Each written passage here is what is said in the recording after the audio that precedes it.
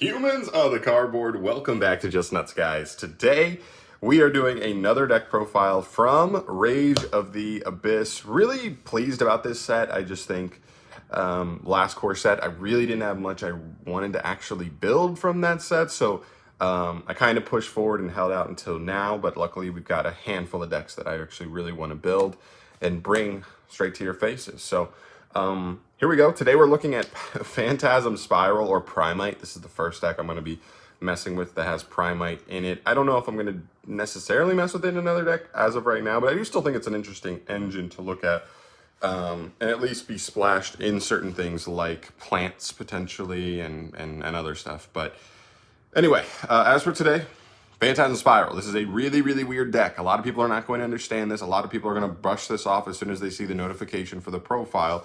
But I'm telling you, this deck actually has some really, really powerful aspects to it. The engine got a little bit better with PRIMITE, but that's not really what you're banking on to win most of your duels. There's two hugely important aspects to this deck that really give it an advantage almost over every single deck in the game right now.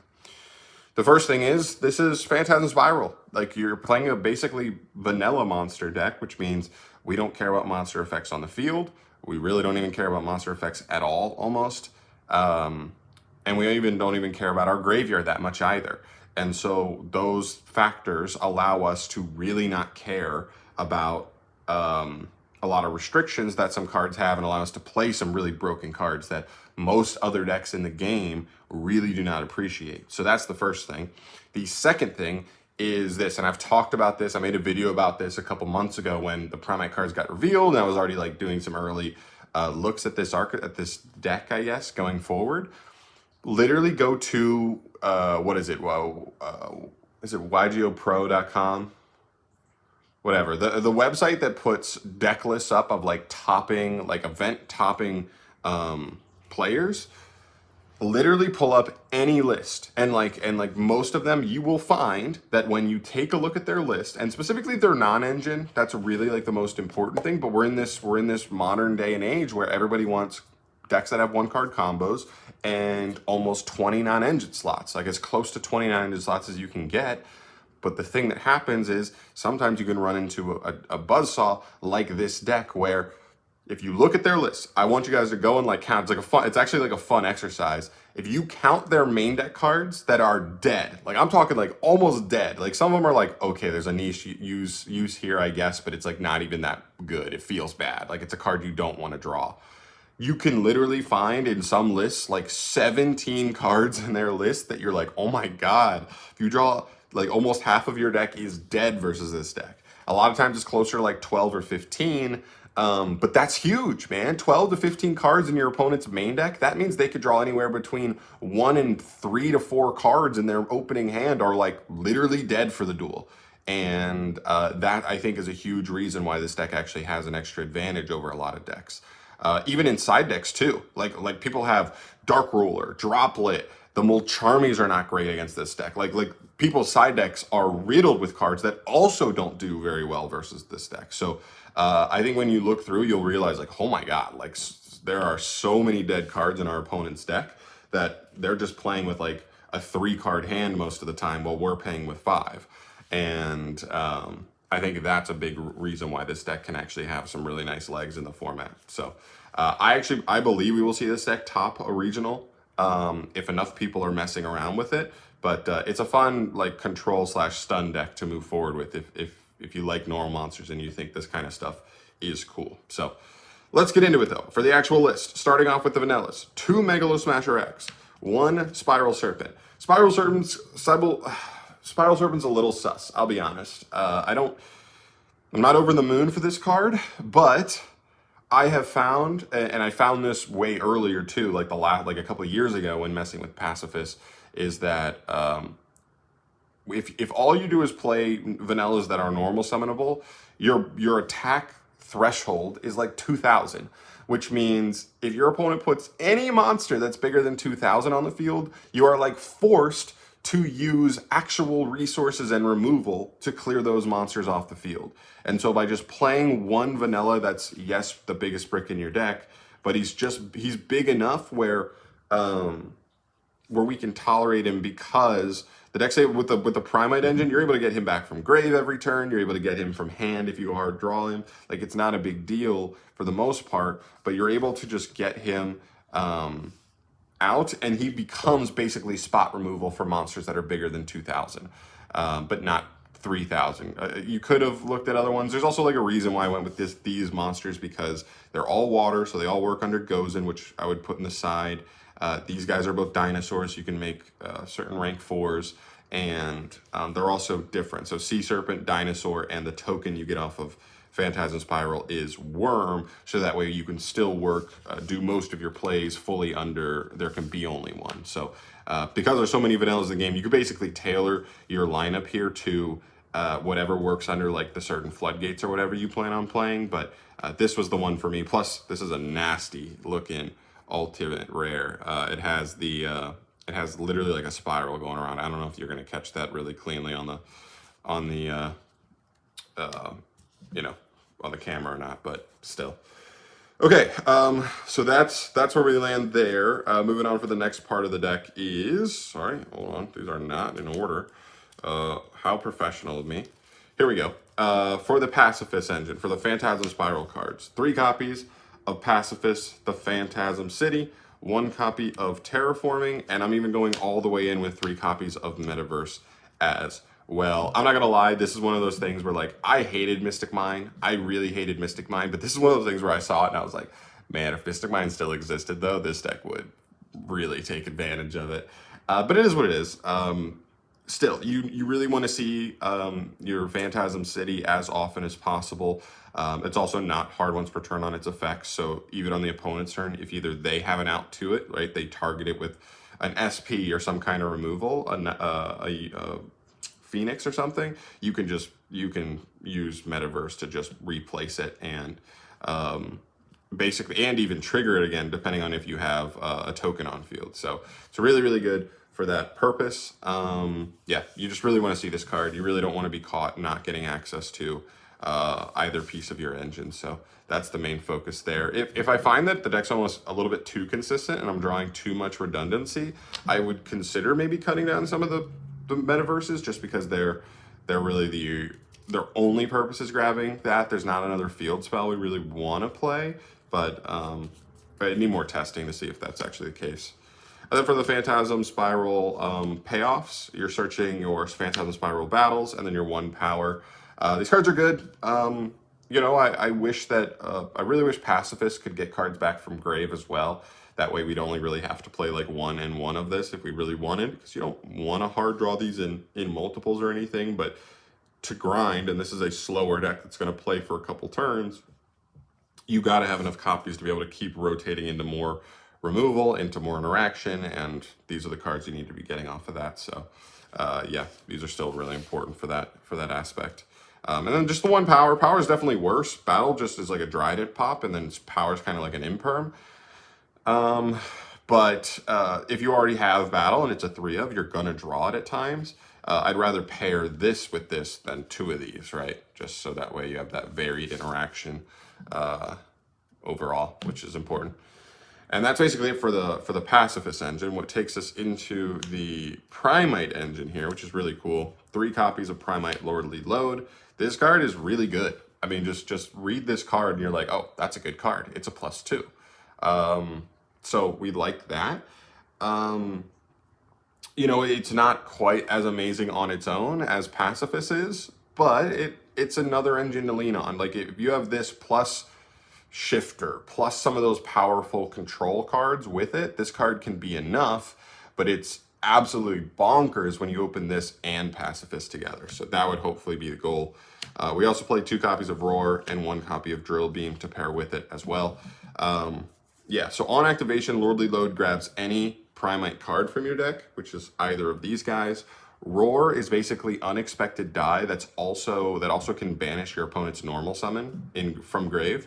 So this card Engrave, once it's there, if your opponent normal summons, it banishes itself to basically just like non-target banish a monster on their field with less attack than a normal monster you have either on your field or in your graveyard. So it's actually not a bad interaction. It does just handle an extra body on your opponent's field. And even sometimes, even for a deck that has a normal summon that is not a trigger effect, like on summon, but an ignition effect, being able to just kind of clear that monster before they ever even get to activate it could be really, really strong in certain matchups. And then you have Drill Beam. Drill Beam is a really important card for this deck as well. This deck is one of those historic, kind of vanilla control stun type decks where you set a lot of cards, you put a lot of cards face up on the field as well with like Phantasm Spiral, the field spell, and stuff like Lordly Load. And so you're very, very susceptible to like back row hate and board wipes in general. So Evenly Matched, Lightning Storm, Harpy's Feather Duster, those cards are brutal against our deck. Cosmic is doable. It's still annoying, but we can still handle it. This card is crazy though, because this card is basically like an extra Solemn Judgment. It's not quite that level because your opponent can still respond to it and stuff, but it's basically a quick play that says if you control a normal monster, you can target any face-up card your opponent controls, negate it, and then banish it. That's really, really good. That means just as a varied interaction, even just the quick banish can be really strong, but the fact that it can target spells and traps and monsters means that this can negate not Dark Rulers, but Evenly's, Lightning Storms, Harpy's Feather Dusters as they're attempting to resolve in that chain, and keep you from having to lose your entire board. So a deck that auto lost to those types of cards in the past, unless you drew the specific out to those cards, like Sea Stealth Attack, I'd rather lean on this than lean on Sea Stealth Attack going forward, because Sea Stealth Attack just does so little outside of like exactly protecting you from those kind of situations. So I love it. I'm big on this engine. Honestly, I hope it gets even better going forward, so that way we can expand on this engine and actually take this deck's engine to the next level. But for now, it's already a nice buff, and I think it's has bumped the deck up like to a new tier. All right, for some more consistency cards, you got to have consistency here. We got to find our engines. 3 copies of Pot of Extravagance, 2 copies of Pot of Duality, and I'm also playing the 1 card of Demise. This is the first card of Demisable deck I've played in a minute. I think what's really important with Demise that you never have to special summon turn 1. Roar is a quick play. So if I go Lordly Load, search Roar, I can just set Roar and then go card of Demise, draw a bunch of cards. I won't summon the vanilla off of Lordly Load's second effect, but that's totally fine because that's like an extra body. You're already getting one off of Roar. Drawing 3 off of Demise is more valuable at that point in time. Plus in the grind game, card Demise gets absolutely insane. The only thing it conflicts with is Pot of Extravagance, so that's fine. It's a one of it, but it's so strong. I'd rather have it in here than not. And yeah, that's another huge thing to keep in mind. But yep, that's a good amount of that's a good number of just really good consistency spells that help us find what we want, whether it's floodgates, whether it's or whether it's our engine that just gets set up. And even potentially post-side, like finding board breakers if you play them. So that's really good as well. All right, next up, we move to some cards that a lot of people are not going to be stoked to see. The only floodgates we really play in the deck are these 5. Skill Drain, Tikaboo, and 3 Shifter. Shifter also kind of falls into the hand trap category, but that's where we're going next, so it's a good segue. But yeah, listen, with the draw cards, with the like draw power and consistency spells we just showed, they don't really help with Shifter because they're going to put something in your graveyard to turn Shifter off. But you can find these sometimes, and these can just be huge power cards to just auto win you games. I'm not going to lie, Skill Drain going to 1 last ban list really hurt this deck, and I totally got it. I was coming for, it was kind of like I had conflicting feelings when it happened because I was like, I totally get it, right? Like Skill Drain's being abused in decks that like should not be abusing Skill Drain because they can just work around it so easily and they're already the best decks in the game. But I also was like, oh, but I want to play Phantasm Spiral next format. That deck's so bad already that it needs all the help it can get. But it is what it is, you know. And Tikaboo also I feel like is pretty decent right now, especially against stuff like Ubel that's like entirely Fiend. and even Snake Eyes, it can make some of their lines awkward as well. So I felt like these were the two ones good enough. I also thought about Gozen, but I feel like Yubel and Snake Eye can work around Gozen well enough that it just doesn't do enough on its own. So I left it off for now and decided to, I think that's what I cut for the card Demise actually. So yeah, that's what we have there. Really good though, really strong. These cards can just auto win you games, and that's what a deck like this really needs at sometimes. And Shifter's also huge at allowing us to go second in situations where otherwise we might be completely cooked. All right, and then we finish up with our hand trap lineup, and this one's really cool. I really love how this works. So 3 copies of Dominus Purge, of course, right? We don't activate any monster effects normally, so we don't care what this card is restricting us from.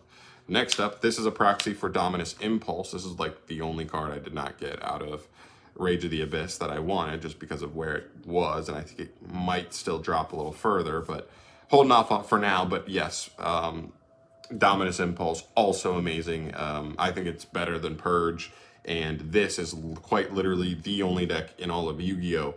Probably that can afford to play both of these cards side by side. Maybe as other stun decks could, I guess, right? Fossil Dyna. So decks that like don't even have to activate monster effects, they're just floodgate effects, I guess, can play these. But this lineup is so cool. It feels so crisp, right? If you don't know the Dominus cards, they get better if you already have a trap in grave, because they go from just doing their negate to negating and destroying. And so now you're just like packing like straight up solemn strikes in your deck, you know, pseudo solemn strikes as hand traps, right? So if you open any pairing of these two cards, you fire, if you open Imperm with one of the others, you fire Imperm first, that way you have the trap, and now Impulse is a negate and destroy. Purge is a negate and destroy, and they become a significant bit more powerful as interactions. Not to mention these are the best ones in the game right now. Like arguably right now, other than like maybe Ash Blossom, we're literally playing just the 4 most powerful hand traps in the game. Shifter plus these 3. These cards don't turn on Talents or Thrust, and that's another thing I wanted to lean in on is, as I was talking about at the beginning of the profile, one of the strongest points about this deck is that it forces your opponent to have a bunch of dead cards in their deck, and by leaning into this hand trap lineup, our opponent like can't Talents, can't Thrust, because you can always Shifter in draw phase, so you never have to turn on Talents even if you have Shifter. But also if they're under Shifter, like how much can they actually do with Thrust or with Talents or Thrust anyway? And it's just so good. So really like this lineup. If you're only going to be on 12 hand traps and not draw 2 all the time, but these are the 12 you're on, these are the 12 you would want in your list, in my opinion. So feels really good, and you're also just adding more dead cards to your opponent's decks by never turning on Thrust or Talents. So I love it. All right, so that's it for the main deck. 40 cards there, trying to keep it consistent, trying to find both of your engines while also being able to find your broken auto win cards as much as possible. And that takes us to the extra deck, which we don't utilize very often. It can come up here and there in specific scenarios, so we'll talk about that, but for the most part, it doesn't. So for the links, we have 2 Link Spider, 1 Imduk, SP Little Knight, Haggard Lizardos, and Draco Masters of the Tenyi.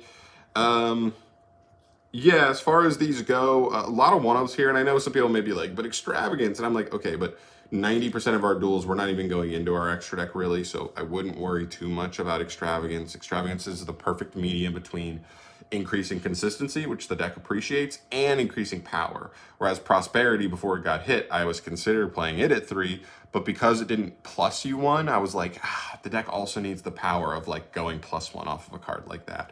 So that's why I leaned into Extrav at the end of the day. But anyway, so the Link Spiders and Imduks are important to just clear your tokens off the field. This deck can get stagnant in some points where once you have your token up from Pacifist, your opponent can try and wall up so that you just can't break through and like game them until they can like, you know what I mean, establish a way to play. And so to kind of like keep your resources rotating, because Pacifist needs your opponent to like do stuff for you to like get cards, and like if you have the token, you can't keep generating vanillas, and then you're not adding more spiral battles and stuff. What you need to do is you need to link off your token, make it into one of these guys, that way these guys can clear themselves off the field, and then your opponent, and then you know what I mean, then you're free from the lock going forward, but also getting some value, right? Getting a draw, but clearing your board. That way next turn when your opponent tries to play, you summon a new token, you search a new spiral battle, and you're like kind of back on the train of like rotating your resources. Kind of same thing with Little Knight. It can clear itself. And she doesn't really conflict that much with Spiral, Phantasm Spiral, because she returns to the field when she comes back. She does not special summon. So she is able to kind of keep, get you utility, get you removal, while not conflicting with Pacifist too much longer. And then Draco Masters, this card's just there kind of for gaming people. If your opponent has multiple bodies on field, just making this to then just pop like usually at least 3 bodies at once is really, really strong, because you should theoretically still have a token from Pacifist on the field still. So you would have at least 4,600 damage, potentially the ability to also like reborn off Lordly Load for like an extra 29, and then like also just potentially kill your opponent outright after wiping their board. So I actually appreciate that card quite a bit. He can come up. Then we play Exeats to finish up. So these are your 4 rank 4s. If you don't know Lordly Load, I'll show you right at the end here. Lordly Load can make a rank 4 basically, but you can't activate the effects of that rank 4 that turn, or any effect monsters that turn if you do it that way. So what you do is you summon a monster going first, or even like into a board. Baguska into a board can actually be useful sometimes, but you're summoning something that does not need to activate turn 1. We're not playing into Nib, so we don't care about activating Dolka turn 1, but he's 2 monster negates. He's the most generically applicable in like a blind matchup. Kragan, if you only really play Kragan because we might be siding goes in, so you side goes in and you could just auto win with Kragan. Dweller is Dweller. Obviously, when you know it's a graveyard matchup, that's really strong. And then Baguska, really strong in certain matchups as well. So those are the 4 you can make to go first if all you see is the PRIMITE cards and you're like, oh, this is not strong enough on its own. I need a rank 4 that can help make my opponent pass. That's what you need to go into. And then on top of that, we play a big Zeus package, right? These cards are literally just here to go plop on the rank 4, plop on top of Fortress, plop on top of Crystal Zero, then make your Zeus. And this also means that Lordly Load by itself gets you a 3 activation Zeus, 6 material Zeus, which is really, really good. So sometimes you're just making a 6 material Zeus and you are passing, like knowing full well you're saying you got to beat 3 activations on Zeus basically to your opponent. And then one Typhon. This is a slow deck. Typhon's going to come up. It's definitely a card you want to include there. So real quick, with Lordly Load, if you activate Lordly Load, you search Roar. And this is for a scenario where you do not open the Phantasm Spiral engine with it, because if you did, you're going to go super plus anyway. You don't need to worry about making rank 4s. This is when going first or going second, all you open is Lordly Load. And so you're like, well, I gotta get as much, you know what I mean, power out of Lordly Load as possible, whether it's stopping my opponent or making something like Zeus to, you know what I mean, clear the board. I need to do something, right? So you're gonna go Lordly Load, search Roar. You're gonna activate Roar to special from deck. You're gonna summon one of your Megalo Smashers. You're gonna this is gonna go to Grave, by the way, so keep that there. You're gonna use your other Lordly Load effect to summon your other Megalo Smasher, and now you just have 2 level 4s. There you go. And it's really that easy. Now you can't activate effect monsters effects on the field, but you can still summon them. So that's what you do from there. So not only are you making maybe Dolka, Abyss Dweller, Baguska, whatever, you're also doing it while putting Roar in the grave. So you also will have the ability to banish your opponent's normal summon, which is even stronger. So really cool. And then this card's just on the field, so you're able to summon back one of your Smashers next turn anyway, and keep going from there. So it's cool. I really like the way this engine works. This engine feels really nice with the pacifist stuff, especially when you open like Load plus pacifist. It's really, really strong going first. But yeah, I think the deck's in a good spot. I really think this deck can, like, with a good day, this deck can absolutely catch a lot of decks off guard and totally top a regional. I really, truly believe that. But yeah, that's everything from me for today, guys. Thank you so much for watching, as always. Let me know your thoughts down below on Pacifist. Do you have any additional suggestions? I think we'll probably get some suggestions on playing, what's that card? Heat Wave. But Heat Wave's just so strong going first not that strong going second, and this is a deck that definitely already struggles going second, so I didn't want to lean into that even further. I wanted to try and mitigate that by having the 12 hand traps that I think work really well in the deck as well, and go from there. So I would probably side Heat Wave and probably Judgment for going first to just absolutely like cook going first, but it's never a guarantee. So we'll see.